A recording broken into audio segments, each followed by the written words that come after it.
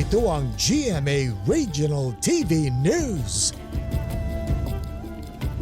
Nakapagtala ng unang kaso ng monkeypox o mpox ang Ilocos Sur. Ayon sa pahayo ng provincial government, 34 na taong gulang ang babaeng taga-Tagudin na kasalukuyang nasa ospital. December 2024 nang una siyang makaranas ng sintomas habang nasa abroad. Umuwi siya sa Pilipinas nitong March 1. Pagtitiyak ng provincial government, isolated ang kaso at walang ebidensya na nakahawa ang pasyente sa Ilocos Sur. Patuloy rin ang monitoring sa kanyang mga close contact. Paalala ng mga otoridad na huwag magpanik at sundin ang health protocols para maiwasan ang mpox infection, tulad ng pagpapanatiling malinis ang katawan at paglimita sa skin-to-skin contact.